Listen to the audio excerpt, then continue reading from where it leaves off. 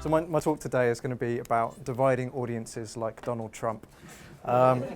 It's a nice catchy headline, but really what we're talking about is segmentation. Today I want to give you two really tangible, simple tricks that you can use to segment audiences and to segment some other dimensions that we don't often talk about, maybe products, transactions, and so on. But I want to provide you a framework for doing that nice and easily with. We already do lots of great things with segmentation. So within paid media, we do lots of analysis to understand how we should be adjusting our bids. Within the content teams, we're doing lots of analysis into personas, and all of this is just different types of segmentation. So I wanted to try and generalize a framework for segmenting dimensions and metrics from Google Analytics and demonstrate it to you in a couple of really simple ways.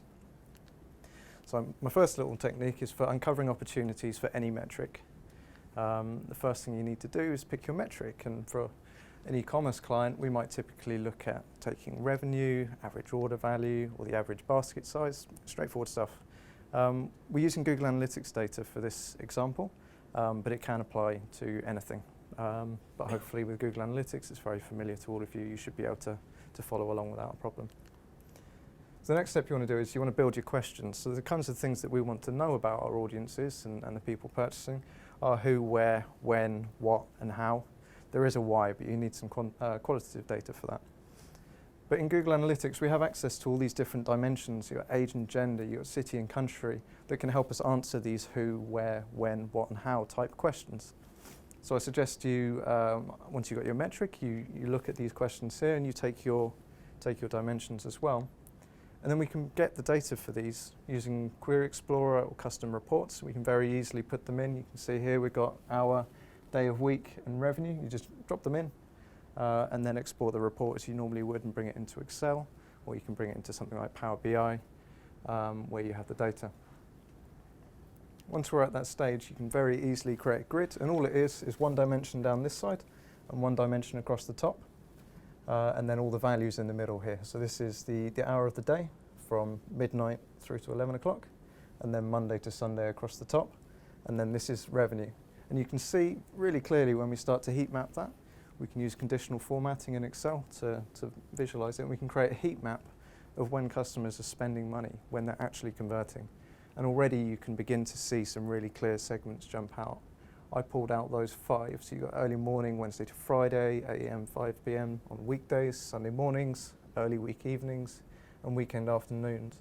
And once you've got those segments, it's really easy to start getting ideas, getting creative, thinking about how you can market to these people, what might these people be doing at this time. And it opens up opportunities for further exploration. So my second trick is for discovering powerful audience segments. So far we looked at segmenting a metric and understanding how a metric can be segmented in different ways.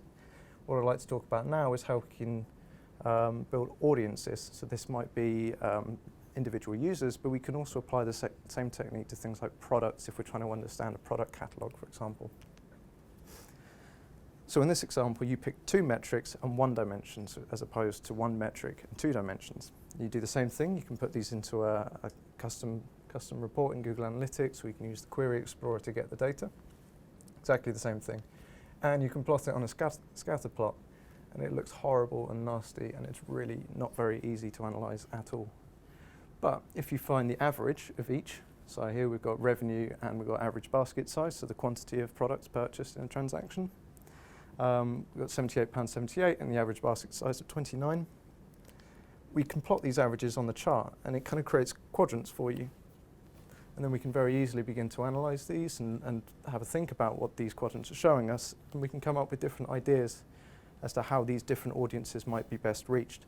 So what I was thinking when I saw this is in the top right, you've got people spending a lot of money, they're buying a lot of products at once. It could potentially be B2B customers.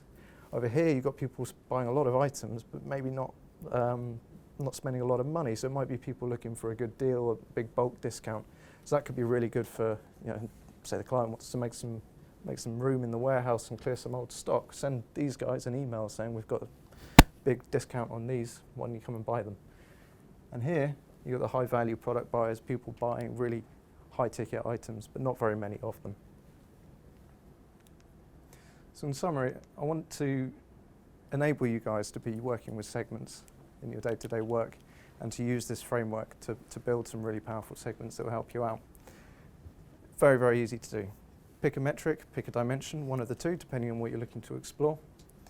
Pick two accompanying metrics or dimensions, the opposite of whatever you've already chosen.